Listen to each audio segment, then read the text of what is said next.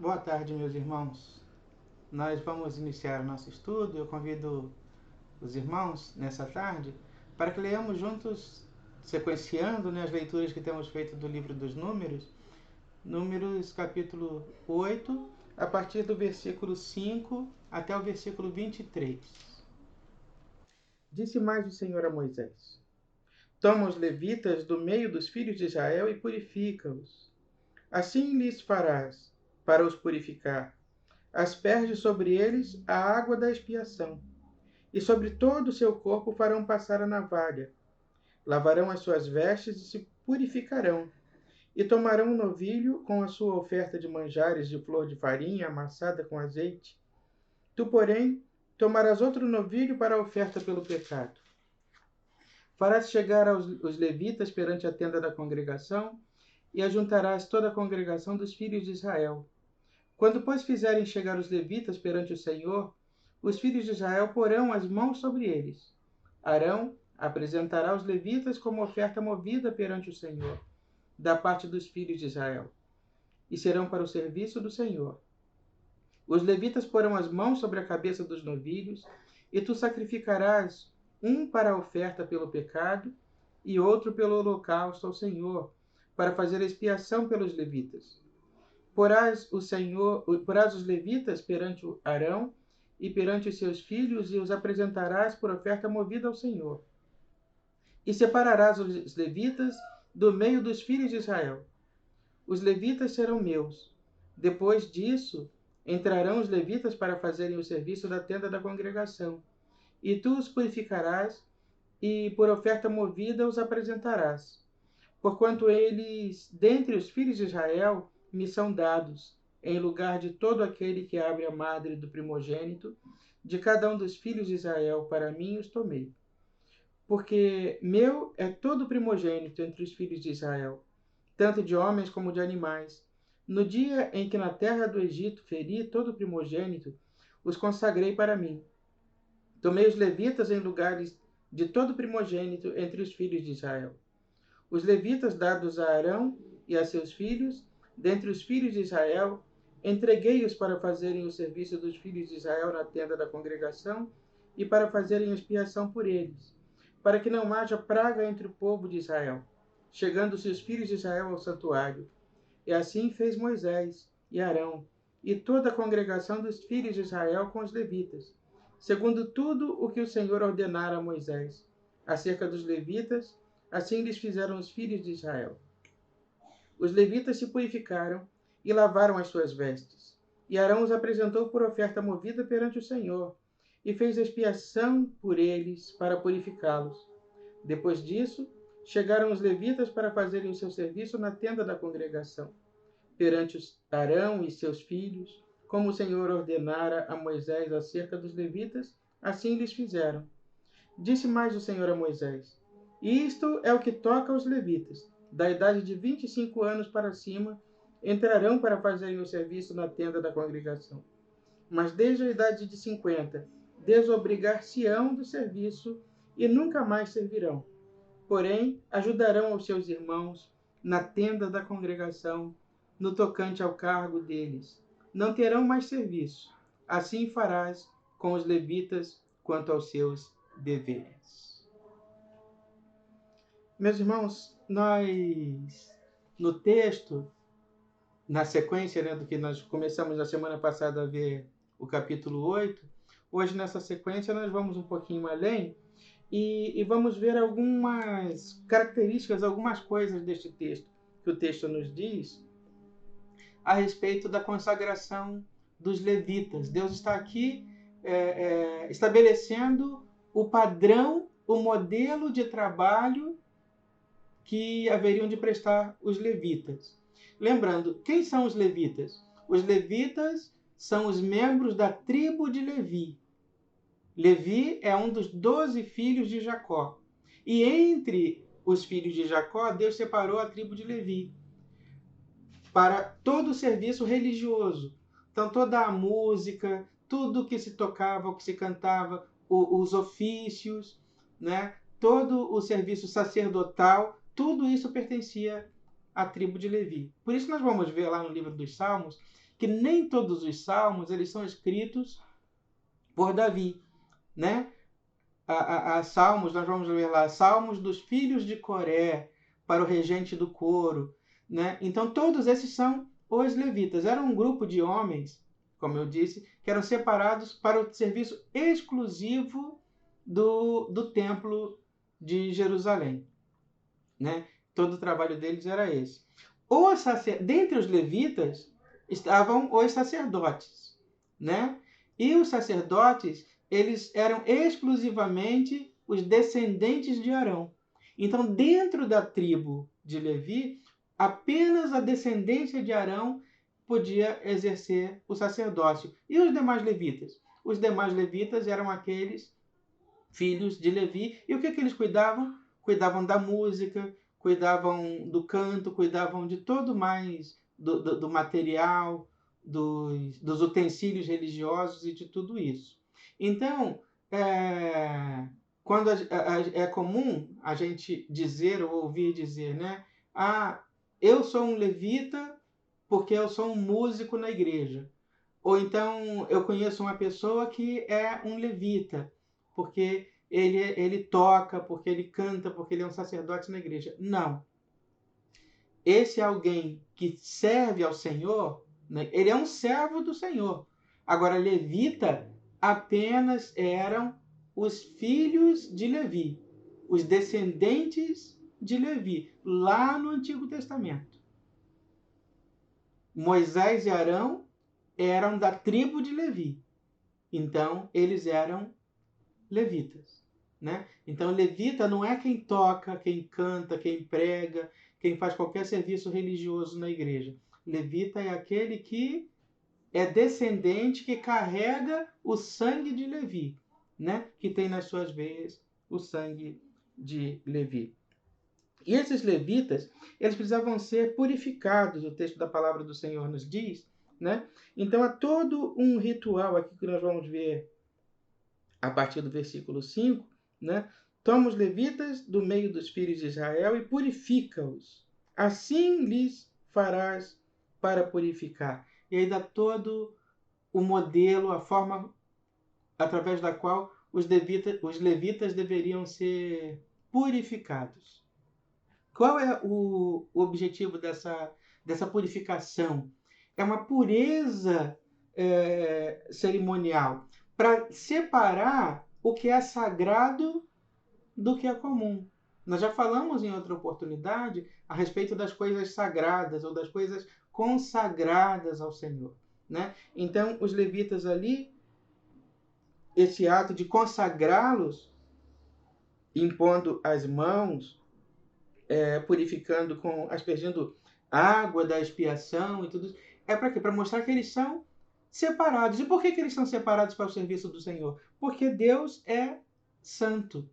Então, na separação dos seus servos, dos seus levitas, manifestava-se ou revelava-se também a santidade de Deus, né? A santidade de Deus revela-se na purificação e na separação dos seus servos, né? Então, eles eram purificados assim, né? Eram separados dessa maneira.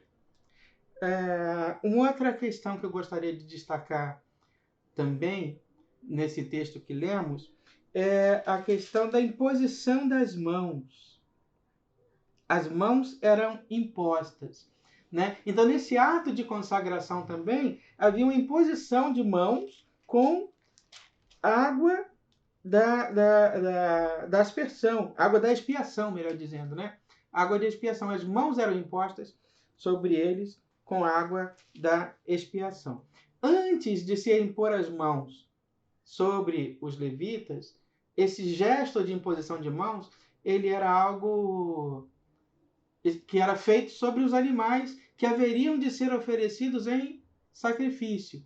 Então, se Deus exigia lá um cordeiro, aquele cordeiro ia ser sacrificado, a pessoa que oferecia o sacrifício, o que ela fazia? Ela impunha as mãos sobre a cabeça do cordeiro, para depois sacrificá-lo. Qual o significado dessa imposição de mãos? A imposição de mãos ela aponta para um ato de transferência. Podemos dizer assim, uma transferência de responsabilidade. Por que não dizer, né? Transferência de responsabilidade. Quando eu imponho as minhas mãos sobre o animal, eu estou transferindo a responsabilidade da minha culpa e do meu pecado sobre aquele animal. Por isso, a imposição das mãos. E esse gesto de transferência agora, né, é feito sobre os levitas. As mãos são impostas agora sobre os sacerdotes levitas. Eu estou transferindo a responsabilidade, né? Transferindo a eles a responsabilidade agora pelo serviço religioso. Esse é o objetivo de se impor as mãos, né? Então, primeiro se impunha sobre os animais, agora se impõe as mãos sobre os sacerdotes e sobre os músicos, sobre os levitas, transferindo responsabilidade. Quando nós ordenamos um oficial na igreja, ordenamos um pastor, ordenamos um presbítero, ordenamos um diácono, as mãos são impostas sobre esse alguém. E por que elas são impostas? É uma transferência da autoridade espiritual. Aquela pessoa, pela imposição das mãos do presbitério, do conselho da igreja, ele está recebendo a autoridade do Espírito Santo. E por que apenas os presbíteros e os pastores impõem as mãos? Porque eles receberam essa autoridade do Espírito Santo. Então, eles transferem a responsabilidade que eles receberam para alguém. Não no sentido de se excluir da responsabilidade, mas eles partilham com o outro aquela responsabilidade que eles receberam. Né? É a ideia de partilhar. Como Paulo usa lá no seu ensino na carta aos Coríntios, quando ele diz, porque eu recebi do Senhor o ensino que também vos entreguei. Ou seja, eu estou transferindo para vocês, eu não estou ensinando alguma coisa da minha cabeça. Eu estou passando para vocês uma coisa que alguém me passou. Né? Então, o pastor que impõe as mãos é porque ele recebeu a imposição das mãos de alguém, que recebeu de alguém, e assim vai sucessivamente. Né? Então, daí a questão da imposição das mãos, a razão de ser da imposição das mãos. Outro destaque que eu faço aqui no texto, né, há um destaque para a figura do primogênito, do primeiro filho. Né? Os filhos primogênitos, desde lá do Egito, Deus deixa muito claro no texto que nós lemos que o filho primogênito é alguém separado para Deus. Alguém que está sendo separado para o serviço do Senhor. Separado para servir a Deus. Né? Então esse é o objetivo aqui dessa separação. Entre outras características do filho primogênito, ele na partilha dos bens da família, ele herdava a maior parte. Né? Ele herdava a maior herança. A gente, quando vê lá a briga de Jacó e Esaú, né, pela bênção de Isaac, né, a bênção da primogenitura, não era simplesmente a bênção de ter recebido, né, eu te abençoo, mas aquele que fosse abençoado por Jacó, por Isaac, né, seria reconhecido como o filho mais velho e teria direito à maior parte da herança do pai, entre outras vantagens. Uma outra questão também é que sob o filho primogênito repousava a responsabilidade da condução da família. O filho primogênito era aquele que haveria de liderar a família. Ele era o grande líder da família, porque ele foi alguém separado para Deus lá atrás. Em algum momento Deus o separou para o seu serviço. Então essa é mais uma característica do filho primogênito. E algo interessante também, nós vamos encontrar aqui no versículo 24, vai dizer assim: isto é o que toca aos levitas, da idade de 25 anos, para cima entrarão para fazerem o serviço na tenda da congregação. Mas desde a idade de 50 anos, desobrigar-se-ão do serviço, e nunca mais servirão. Porém, ajudarão aos seus irmãos na tenda da congregação no tocante ao cargo deles. Não terão mais serviço. Assim farás com os levitas quanto aos seus deveres.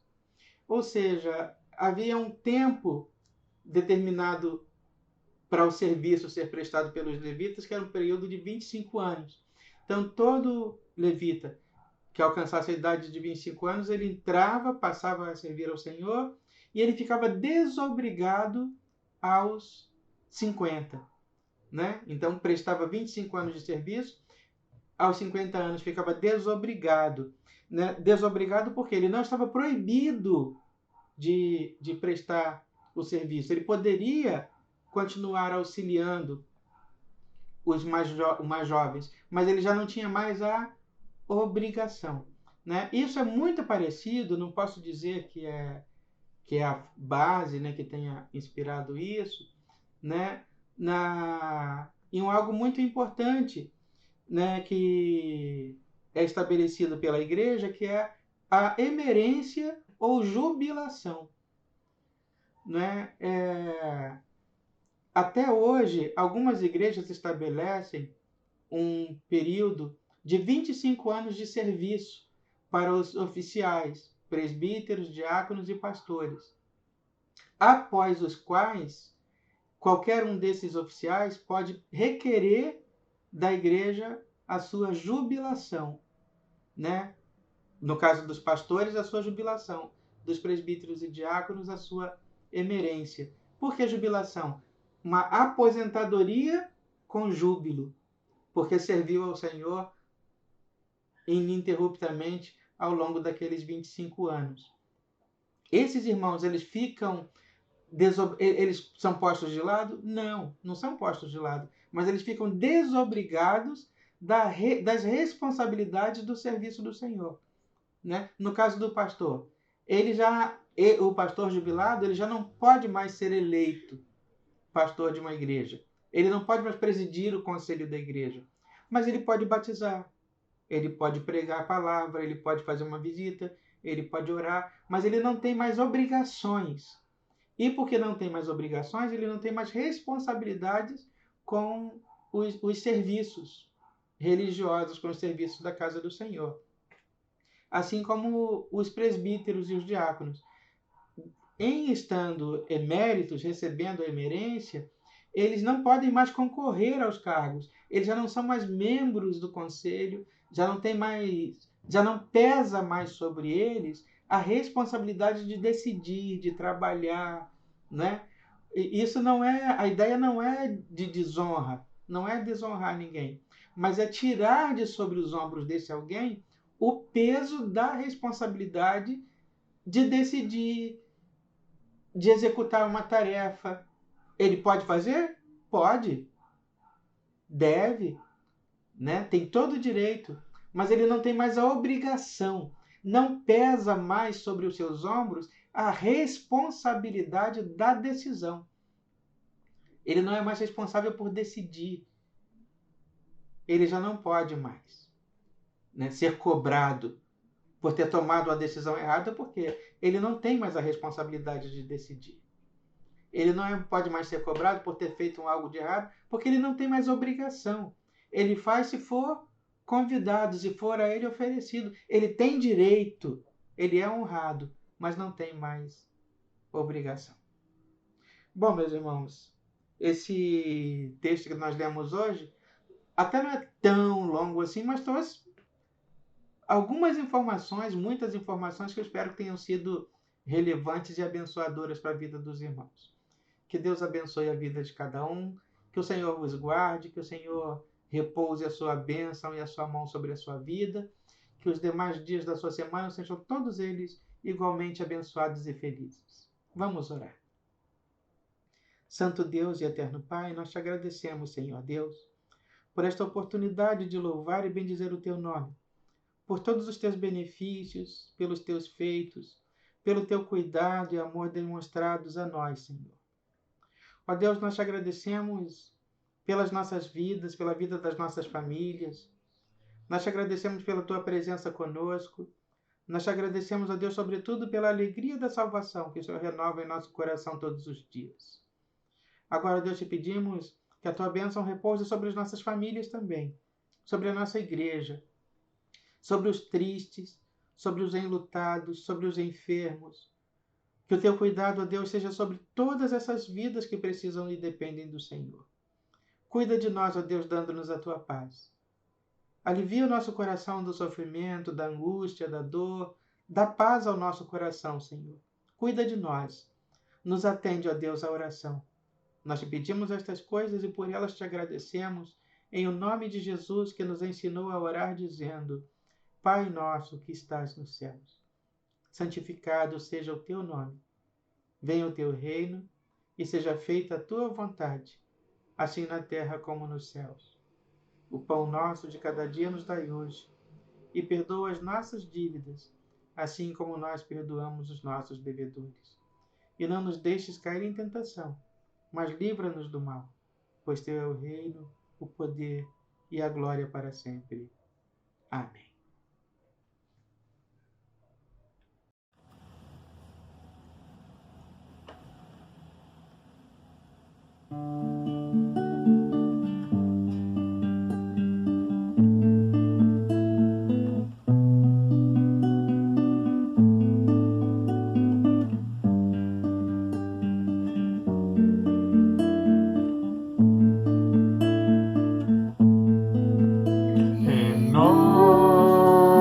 Renova-me, Senhor Jesus.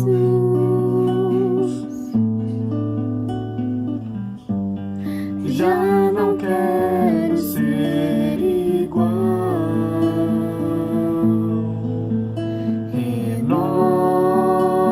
Renova-me, Senhor Jesus.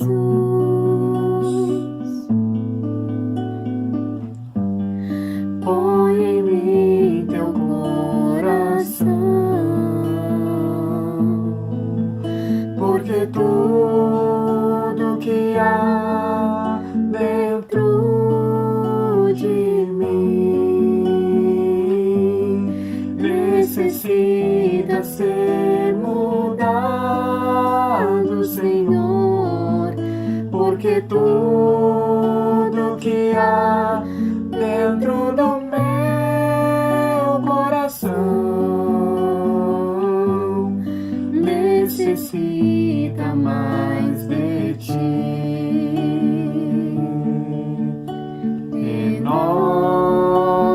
Renova-me, Senhor Jesus.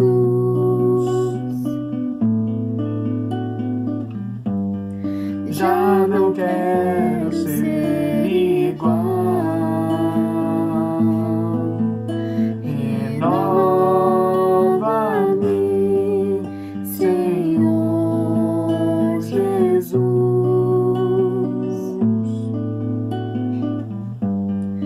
Põe em mim teu coração, porque tudo que há dentro de mim necessita ser mudado, Senhor, porque tudo que há dentro do meu coração necessita mais de ti.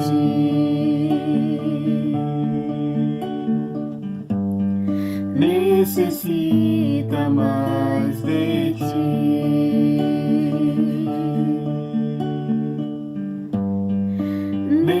Necessita